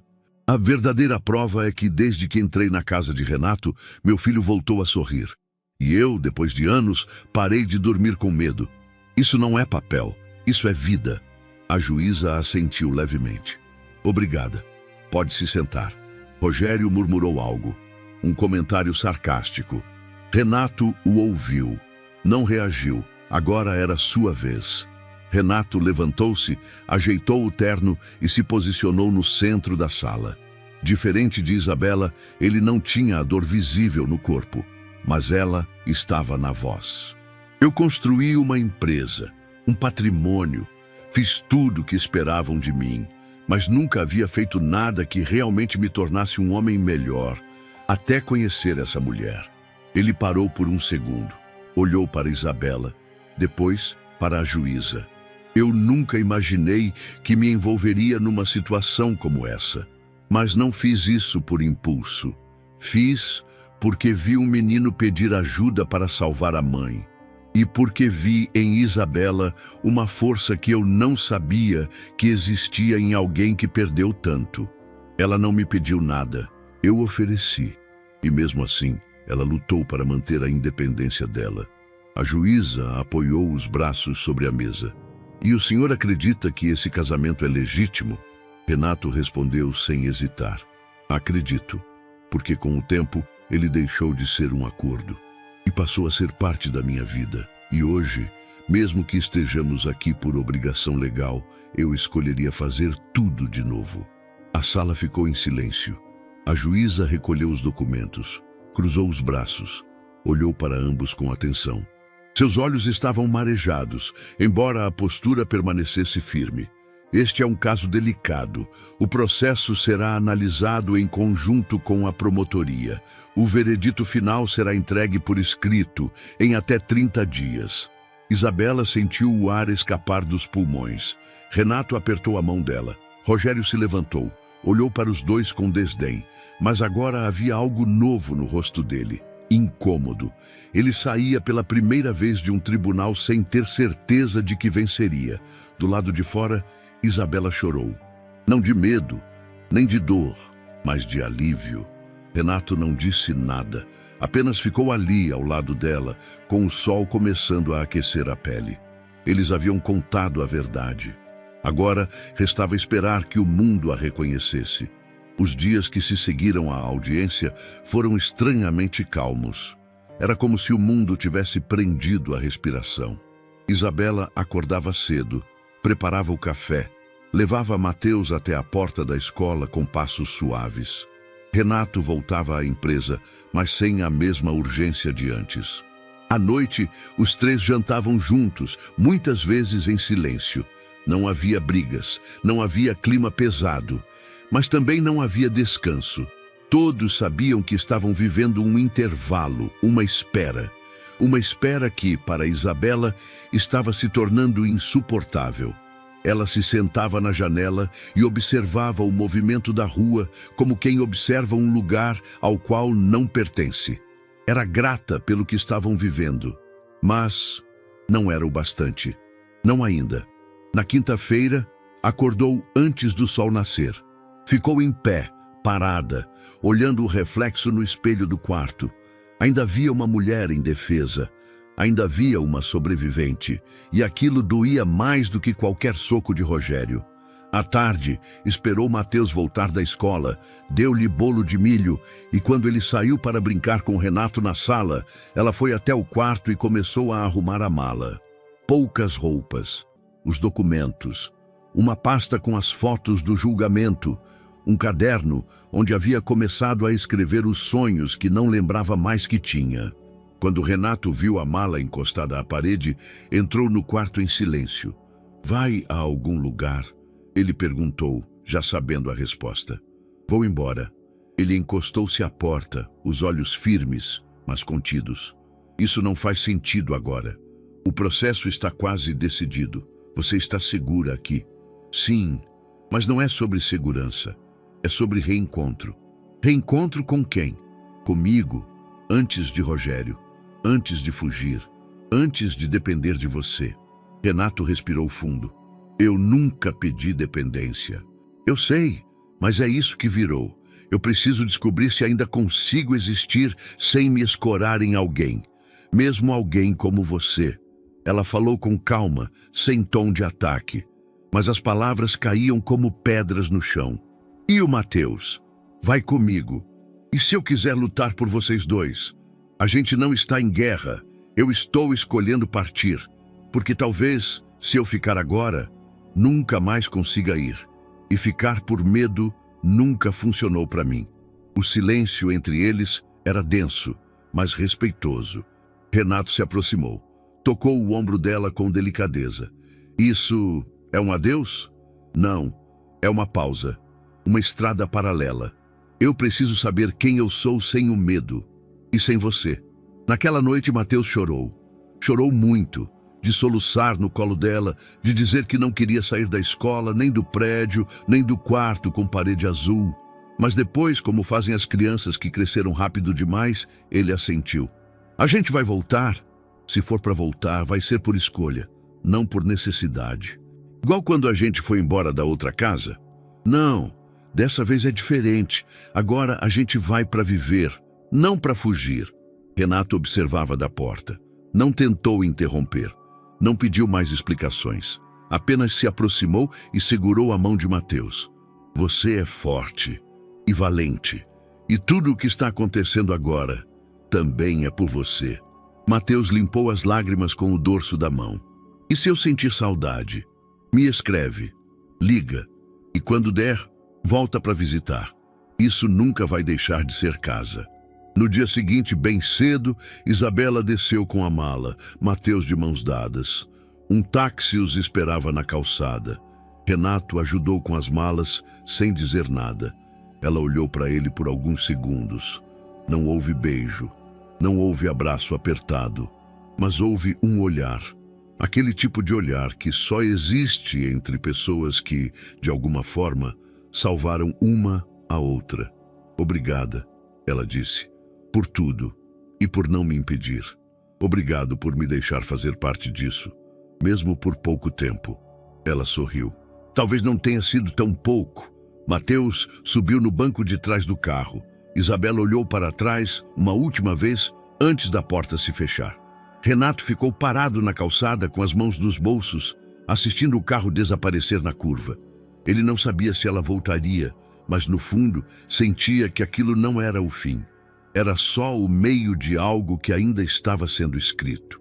A cidade era menor. As ruas tinham menos buzinas, menos pressa. As calçadas não pareciam correr debaixo dos pés. E o céu, por algum motivo, parecia mais próximo, mais azul. Isabela escolheu aquela cidade quase ao acaso. Ou talvez não. Talvez porque não tivesse lembranças ali. Nenhuma memória de medo, de fuga, de promessas quebradas. Era uma cidade nova, como ela queria ser. Ela e Matheus alugaram um quarto nos fundos de uma casa simples, com jardim improvisado. A dona, uma senhora de voz rouca e olhos curiosos, os acolheu com naturalidade. Aqui é lugar de recomeço, dissera no primeiro dia, sem saber quão precisa estava. Isabela encontrou trabalho em um abrigo de mulheres. Era irônico, às vezes doloroso, mas também libertador. Ali, entre histórias que se pareciam com a dela, ela não se sentia menor, nem frágil. Era útil, e aos poucos sentia que estava se reconstruindo, não como quem refaz a mesma casa, mas como quem aprende a viver em outra completamente diferente. À noite, ia para as aulas do EJA. Sentava-se na terceira fileira, caderno aberto, olhos atentos. Aprendia devagar, mas aprendia, como quem redescobre a própria história por meio das palavras que havia esquecido. Matheus sentia falta do quarto azul, do cheiro da comida do Renato, do elevador barulhento, mas entendia, de um jeito maduro demais para os 8 anos que tinha, que a mãe precisava daquele tempo. Ela precisa respirar, né? Dizia para a professora. Escrevia cartas para Renato quase toda semana. Contava o que fazia na nova escola, os desenhos que pintava, as palavras difíceis que aprendeu. Mas nunca enviava. Guardava tudo numa caixa de sapato embaixo da cama. Vou mandar tudo de uma vez quando ela deixar, explicava. Renato continuava no mesmo apartamento. Os quartos estavam mais silenciosos. Os talheres voltaram a caber na gaveta. O sofá não tinha mais migalhas. As manhãs estavam limpas demais. O trabalho o mantinha ocupado, mas não inteiro. Às vezes, sem perceber, ele abria o armário de Mateus para pegar um livro, ou punha 2 pratos na mesa. Pequenos gestos que só notava quando já estavam feitos. A caixa de brinquedos seguia no canto da sala. Ele não a moveu, nem tocou. A ausência deles era uma presença constante. Certa noite, ele caminhava pela rua quando passou por uma banca de jornal. Um cartaz colorido anunciava: "Volte a estudar, nunca é tarde." Ficou parado ali por alguns segundos. Pensou nela, no caderno azul que ela carregava, nas letras caprichadas que tentava formar. Sorriu sozinho e seguiu andando. O silêncio entre eles não era um vazio, era um tipo de elo, invisível, sutil. Ela pensava nele ao dobrar as roupas de Mateus. Ele pensava nela ao passar pela porta do quarto onde ela dormia. Ambos estavam se transformando, mas sem pressa, sem cobranças, só com tempo.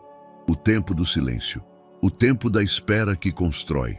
Uma tarde, enquanto ajudava uma mulher no abrigo a preencher um formulário, Isabela foi chamada no portão.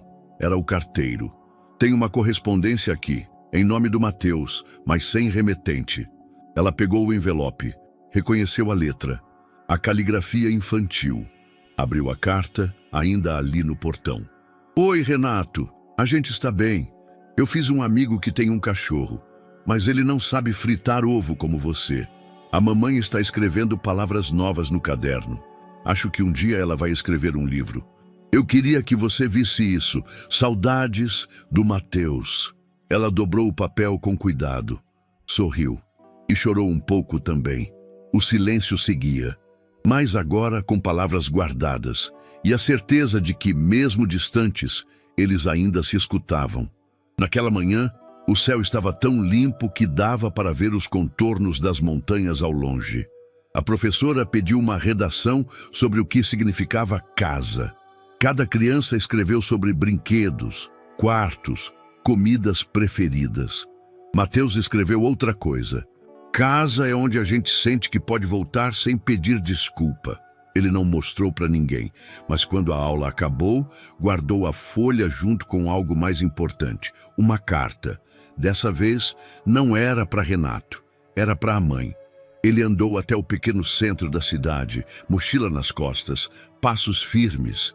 Entrou na agência dos Correios, pediu um envelope, escreveu o endereço do próprio quarto nos fundos da casa de Dona Hilda e colocou a carta lá dentro, dobrada com cuidado.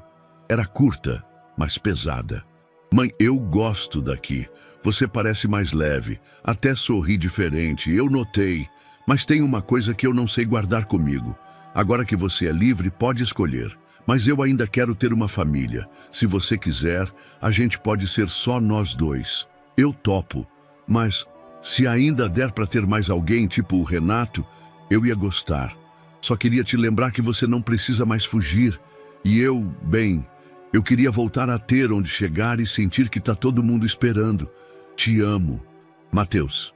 Ele postou a carta sozinho, pagou com moedas, saiu da agência com um alívio silencioso, como se tivesse acabado de fazer algo que vinha segurando no peito havia tempo demais. Quando chegou em casa, ninguém percebeu. Ele apenas disse que tinha ido até a banca comprar figurinhas. Naquela noite, dormiu mais rápido e sonhou com a sacada do antigo apartamento onde o vento sempre fazia barulho nas plantas. Isabela estava cansada. Tinha passado a manhã em reuniões no abrigo e a tarde organizando doações de roupas. O corpo doía, mas o cansaço que pesava mais era outro. Era o cansaço das decisões. Ela havia se transformado, isso estava claro. Agora conseguia se sustentar, conversar sem medo, planejar pequenos passos, mas dentro de si algo ainda pendia, uma pergunta que não queria ser feita. Era possível amar alguém e ainda assim ir embora? Essa pergunta a visitava com frequência. Foi nesse estado que recebeu o envelope. Dona Hilda chamou do portão. "Tem coisa do correio. É do Mateus?" Ela estranhou. Mateus estava ali, no quarto, desenhando. Pegou o envelope e subiu as escadas. Quando viu o remetente, parou. Era a letra do filho. Abriu devagar, como se já soubesse que não se tratava de um bilhete qualquer. E quando leu, não conseguiu segurar. As lágrimas vieram como uma avalanche contida por tempo demais. Ela sentou-se na beirada da cama, a carta nas mãos, os olhos borrando as palavras, como se não quisessem deixá-la esquecer do que sentia. Ela chorou. Chorou com a cabeça entre os joelhos, os braços apertando o próprio corpo. Mas não era choro de desespero. Era o tipo de choro que limpa, que abre espaço. Mateus entrou no quarto devagar, sem fazer barulho. "Mãe!" Ela ergueu os olhos. Ele viu o rosto dela molhado, os olhos vermelhos. "Você leu?" Ela assentiu. "Você escreveu?" Ele assentiu de volta. "Foi errado?" Ela balançou a cabeça. "Foi certo demais." Ela puxou o filho para perto. Abraçou-o como se ele fosse o centro de tudo. E por um momento foi. Ali, naquele quarto simples, com o som de um rádio antigo vindo da vizinha, ela entendeu algo que há meses evitava. Estava livre, de verdade. E por estar livre, podia finalmente escolher. O ônibus balançava levemente ao atravessar a ponte. Isabela mantinha os olhos fixos na janela, vendo os arranha-céus de São Paulo ressurgirem no horizonte. Aquela cidade, antes sinônimo de fuga e tensão, agora parecia uma ponte entre o passado e o possível. Ao lado, Mateus dormia com a cabeça no colo dela, um dos braços escorregando pelo banco. O envelope da carta que ele havia enviado estava guardado no bolso da mochila. Isabela não sabia ao certo se aquilo era uma volta ou um recomeço, mas sabia que não era mais uma fuga. O restaurante era o mesmo, a fachada de tijolos aparentes, o toldo vermelho desbotado pelo tempo, o cheiro de café e massa assando no ar. Ainda era fim de tarde quando ela desceu do táxi. O céu estava pintado em tons alaranjados e o vento soprava morno, como se a cidade por um instante tivesse pausado seu ritmo acelerado. Ela empurrou a porta de vidro com a mesma hesitação da primeira vez. E lá estava ele, Renato, sentado na mesma mesa onde tudo começou. Sem terno, sem postura rígida. Apenas ele. Camisa dobrada até os cotovelos, olhos baixos sobre um livro que ele nem parecia realmente estar lendo. Quando ouviu a porta, ergueu o olhar. Por um segundo, nenhuma palavra foi dita. Os olhos dele a seguiram. Os dela não desviaram. Foi um silêncio que falou mais que qualquer frase ensaiada. Isabela caminhou devagar até a mesa. Ele se levantou no mesmo ritmo. Ela sorriu, leve, e disse: "Ainda lembra de mim?" Renato soltou um riso baixo. "Nunca esqueci." Ela sentou-se à frente dele. Não havia plano, não havia script, apenas presença. "Eu li a carta", disse ela, tirando o guardanapo do colo. "A dele. E talvez também tenha lido uma dentro de mim." Renato a encarou, sem tentar interromper. "Eu precisei ir embora para me lembrar que não sou só o que sobrou de mim depois de tudo que vivi. E hoje, sentada aqui, eu sei que posso ficar, se for por escolha." Ele segurou a xícara com as duas mãos, como quem se agarra ao real. "Você está aqui. Isso já basta para mim agora." Ela sorriu. "O que a gente viveu não foi uma mentira, só foi mal ensaiado no começo. E agora? Agora, a gente não ensaia mais." Nesse momento, a porta se abriu outra vez. Mateus entrou correndo, os olhos varrendo o salão. Quando viu os dois sentados, ele parou. O peito inflou. E então, sem cerimônia, disparou até a mesa. Abraçou os dois ao mesmo tempo. A cadeira de Isabela quase tombou. Renato riu. Isabela também. E então ela chorou, mas só um pouco. Eu sabia que ia dar certo, disse Mateus, com a cara enterrada entre os dois. Renato passou a mão nos cabelos do menino. E agora? Vai querer sobremesa? Só se for pudim. Então vai ser pudim. Isabela olhou para os dois, depois para o salão, para o teto antigo, para o balcão de madeira onde meses atrás um menino havia parado e pedido algo impensável a um estranho. Agora estavam ali, os três. Não era perfeição, mas era escolha. E isso bastava. O tempo passou diferente depois daquele reencontro, sem pressa, sem promessas desnecessárias. Isabela e Mateus voltaram a São Paulo, mas não diretamente para o antigo apartamento. Ficaram num pequeno flat alugado por um mês. A cidade era a mesma, mas a vida já não era. Renato respeitou o espaço. Visitava, levava comida, ajudava com as tarefas escolares de Mateus, mas nunca pressionava. Era como se ele entendesse que agora o tempo dela precisava ser respeitado com a mesma delicadeza que ele havia oferecido lá atrás. E ela, por sua vez, já não andava como quem esperava o chão ceder. Um dia, em um fim de tarde chuvoso, estavam os três juntos na sala. A TV ligada passava desenhos animados que ninguém assistia de verdade. Mateus brincava com blocos de montar, tentando erguer algo que teimava em cair. Isabela preparava chá.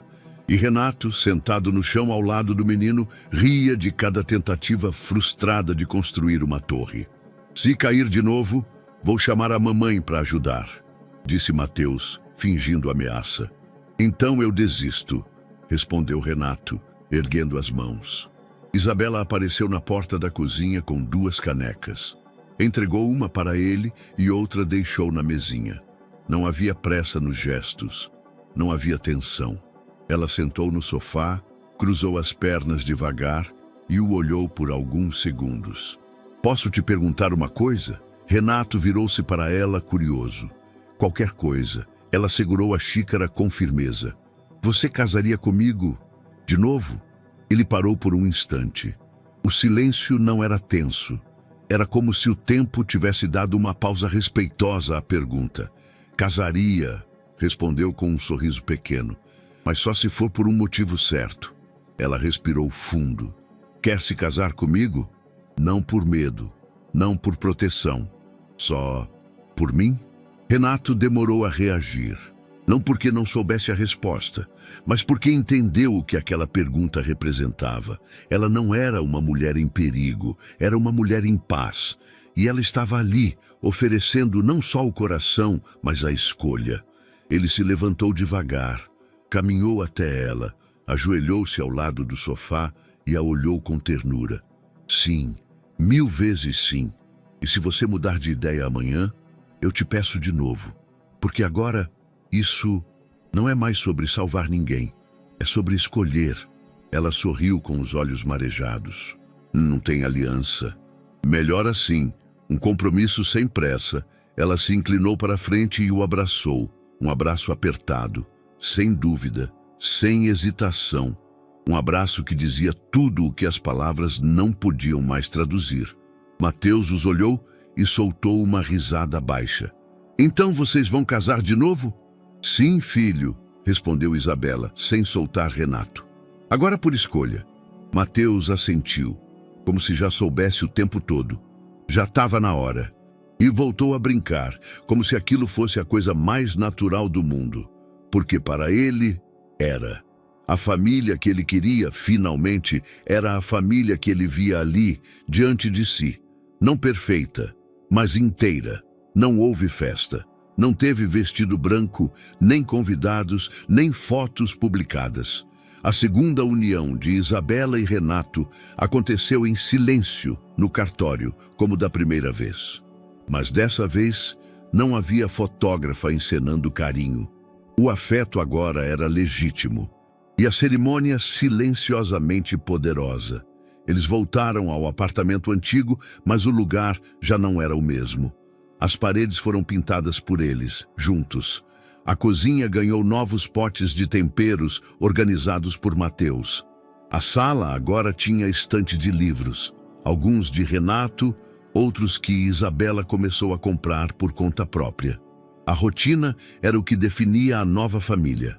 Mateus foi matriculado em uma escola perto de casa. Pela primeira vez, ele entrou na sala de aula com mochila nova, estojo com nome bordado e lanche feito na noite anterior. Isabela chorou quando o deixou no portão. Renato segurou a mão dela sem dizer nada. À noite ele perguntou: "Quer que eu ensine a fazer arroz sem errar o sal?" Ela riu. "Não sou mais a mulher que queimava ovo. Ainda bem, porque agora eu queimo os legumes quando você chega e me distrai." As noites se tornaram um ritual. Renato cozinhava, Isabela cortava legumes, Mateus fazia a lição na mesa da cozinha. Depois, todos se sentavam para jantar juntos. Havia riso, reclamação sobre matemática, histórias do dia. Não havia perfeição, havia presença. Isabela se inscreveu na faculdade de serviço social. O processo não foi fácil. Ela teve que provar escolaridade, fazer entrevista, estudar para o vestibular da EJA. Mas passou. E, no primeiro dia de aula, Renato a levou até o campus. "E quer que eu te acompanhe até a porta?" "Eu não sou mais a menina assustada do restaurante", ela respondeu com um sorriso contido. "Mas, se quiser me esperar tomar coragem, tudo bem." Ela desceu do carro, olhou ao redor, respirou fundo. Quando se virou, ele ainda estava lá, acenando. Na volta, ela contou animada sobre os colegas, o professor que usava sapatos coloridos, o livro que iam ler. Ele ouviu tudo, com o mesmo brilho de quem escuta uma sinfonia inédita. A casa ganhou novos sons. O som de lápis correndo em caderno universitário, de panela de pressão, de risadas vindas do quarto de Mateus. Às vezes, tinham pequenas brigas. Mateus demorava a guardar os brinquedos. Renato esquecia a toalha molhada na cama. Isabela perdia a hora da aula. Mas tudo isso fazia parte. Era uma casa, com rotina, com defeitos, com vida. Renato passou a ir menos ao escritório. Criou um modelo de trabalho híbrido. Gostava de preparar o café da manhã. Sentia prazer em ver os dois se aprontando, em dividir o jornal com Isabela, em ouvir Mateus perguntar: "Hoje tem arroz soltinho ou empapado?" Isabela, por sua vez, passou a fazer planos. Queria trabalhar em políticas públicas. Sonhava em abrir um centro de apoio para mulheres com filhos. Queria mostrar que recomeços são possíveis, mas precisam de suporte. "Ninguém se salva sozinho", ela dizia. Renato concordava, porque ele, afinal, também tinha sido salvo. Mateus crescia. Agora sabia escrever redações inteiras e fritar o próprio ovo. Dizia que quando crescesse queria ser alguém que ajuda os outros a se sentirem seguros. O tempo já não era mais algo que os separava.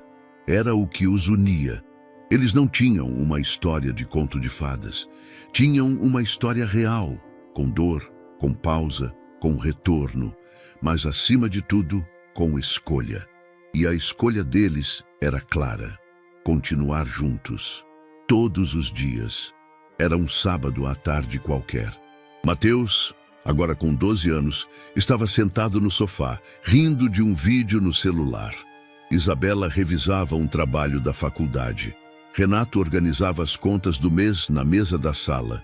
O som da chaleira apitando na cozinha sinalizava que o chá estava pronto.